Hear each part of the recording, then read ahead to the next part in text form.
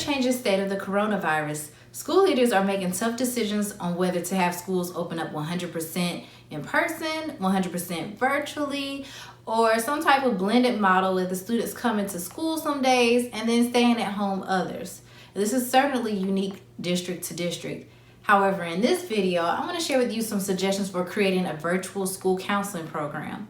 Because even if your school district voted to be completely back in the brick and mortar school building, it's a high chance that you guys are going to be back virtual just based off of the natural risk of COVID-19 in large group settings.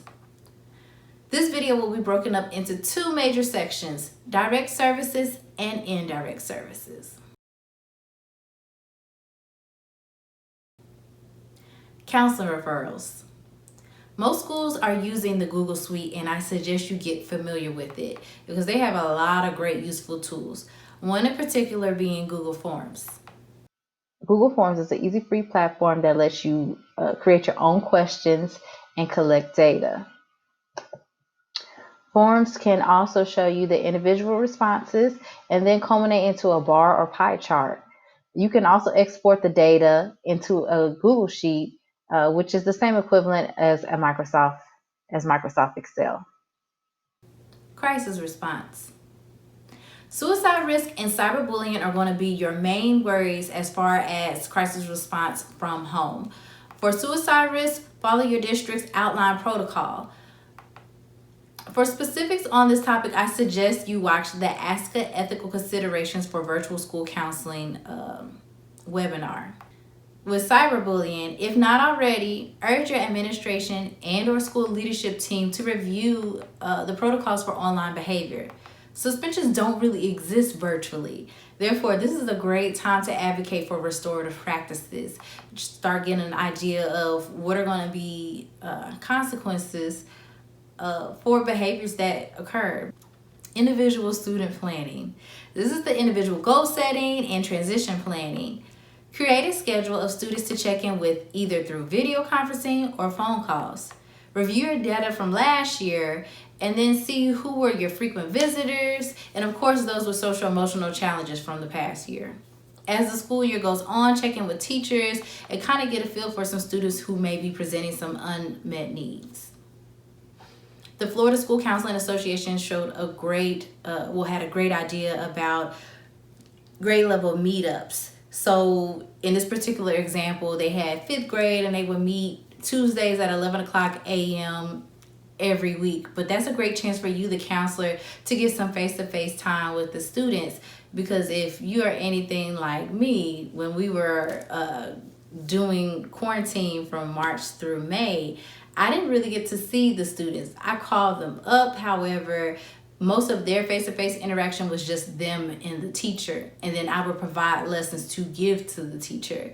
But I didn't get to see the students. So having a time that the students is not mandatory, but they can come and see me would be great. And then we could do some SEL activities, some getting to know you, just catching up pretty much. I think that's a really great idea.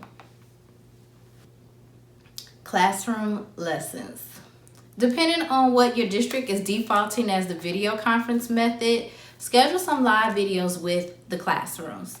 I would personally suggest decreasing the frequency of your face-to-face lessons until your school student population is at or above 50% participation in their schoolwork. And I say that because we all know that the main academic curriculum, so ELA, math, science, social studies, whatever, that is going to be their main priority because they're trying to get to the next grade.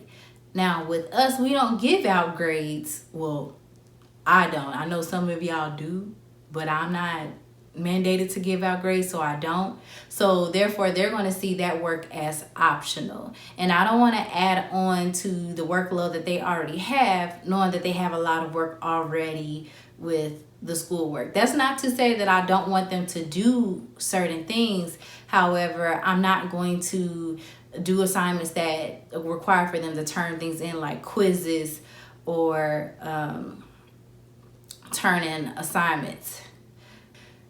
Because if your school population is 50% or below are actually turning in assignments, then that's proving that, hey, there might be too much that's going on or too much that may be assigned, and we need to back off just a little bit. So again, not saying that you can't get to where you're providing all type of assignments and stuff like that. You can do that. However, as we are just now starting with virtual counseling, it's probably best that you kind of ease into it and then increase lessons or activities as you see them excelling at it. Small groups. This may be a great time to gather up students that needed additional skill building during the regular school year, especially with students being at home, and it gives them more time to reflect. Small groups are still possible virtually, but take a lot of coordination with not only the student, but their parents as well. So after obtaining permission from the parent, ask for a number that you can use to consistently communicate with the student and the parent. I suggest using a text-free number or a Google Voice number so that you can send message reminders to the group about the group days and times. Again, this is a great time to send out guidelines for online counseling so that the parent is ensuring that the student is receiving confidential and uninterrupted sessions with you. So here I have an example of guidelines that you could send out based on your counseling. This is something that I would give out for students that would be participating in small groups or individual counseling. And then also on this page, this is like a contact form. So I made one for a grade level team, but I could also use it for myself and put in my Google number on there, my email. If I have a classroom code, putting it on there, and just some general things that they would need to know for my counseling program. But you could also send this to the parents, email it to them, or save it as a JPEG and then send it to them through text. School and community referrals. Have resources posted in a general spot where all parents and family members and community members can access this information, whether that's on the school's website, on the school social media pages, or your own counseling page. Just make sure that it's visible. Also, keep in close contact with families that you know need consistent resources. At my school, we have a high student in transition population, aka homeless. But we do have a high student in transition population. Therefore, there are certain families that we know that are going to consistently need food, or they're going to consistently need other resources like getting their teeth cleaned. They may need glasses, things of that nature. So to make sure that they're getting everything they need in order to do their schoolwork, I want to make sure that I'm checking in with them consistently. And again, this is a great time to make sure that they are knowing what your contact information is. Consultation. So this is your MTSS, your RTI, or your problem-solving team. Get in on the data review meetings. Don't let anybody tell you that you are just a counselor. This is part of your job, and a lot of people don't realize that. And sometimes we tend to shy away from it as well. We like to focus a lot on the social emotional component of our program, but we also have to remember, along with that career component is an academic component.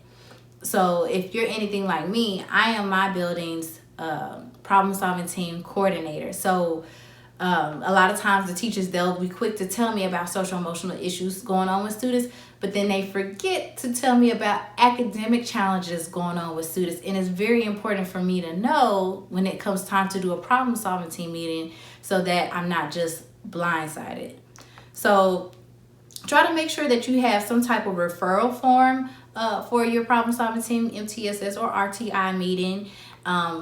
For me, either using a Google Sheets so that teachers can describe their prior interventions with students, or a Google form. That way all the referrals are in one tight-knit space. But obviously, if you were using a paper referral form, you're going to have to move that over into some type of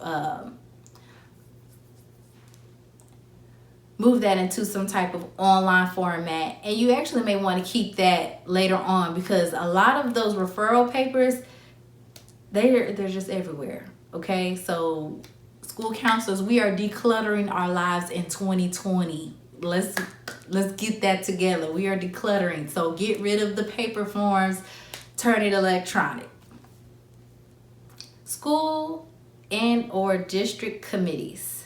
Obviously, even with us being home, we have a lot of meetings to attend. Use the scheduling assistant that is on your work email or the calendar that is on your phone. Again, if you are anything like me, I have an app that is connected to my work email. However, I don't turn on any notifications. Therefore, when I'm home, I don't get any notifications or calendar reminders to my phone, because when I am at home, I am at home, and that is my self-care. I suggest you do it too, but whatever works for you. But, since I'm not getting notifications while I'm at home, I don't get notifications about meetings. Therefore, I just use the calendar that's on my phone, and I put like a 15-minute reminder before each meeting. That way I know, okay, you can go make a sandwich, you can go use the restroom, but then you need to sit down within this 15 minutes to get ready for this meeting. But that's how I do my thing, and that's how I make sure that I'm on time. Because if not, I will miss a meeting. Like it will be an hour past, and I'm like, oh, we had a meeting? My bad. Professional development. Review the information that you want to give and look for places to include dynamic activities within every 10 minutes.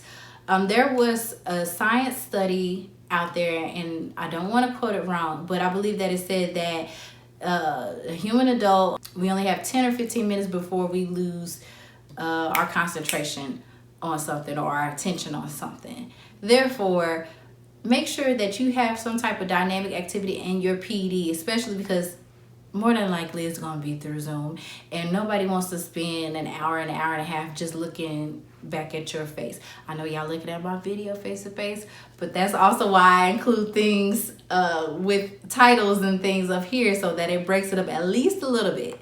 So again, take live polls, ask for written feedback, break it to small groups and have them do discussions, have them complete a task. Also consider other formats of learning. I'm really into e-sources. Now, I feel like I done discovered something new, but it's probably not, so don't make fun of me, y'all. But anyway, an e-source is a training material or training website that provides information in a click-through format, but will often narrate for you and provide stopping points for you to interact with the presentation. There are a lot of great ones out there, and like I said, to me, I feel like it's something new. I just know I'm planning to use a lot of these with my staff, and it also creates an opportunity for staff to go through that information in their own time. Instead of you having to give them the information right then and there, it's like, hey, here's this, take a look at it. We'll discuss it when we, come to the next meeting. Sanford Harmony has a platform called Sanford Inspire, which has close to 60 different training modules on a variety of topics. So if I click here, it's going to go to another module. But these variety of topics are helpful to educators and more educators that aren't just for counselors. There's great stuff in here for teachers, administrators, your parent liaisons, all of that. So as you can see, it has the different modules. It tells you what the title of them are. It tells you how long it'll take to get through them. These are really great resources for training. But I've gone through almost 20 of these already, and they are phenomenal. These are my tips for transforming your school counseling program into a virtual format. Again, check below for the links to the resources that I listed out. In my next video, I'll show you some other great online tools and show you specifically how to use them for your counseling program. See you guys soon.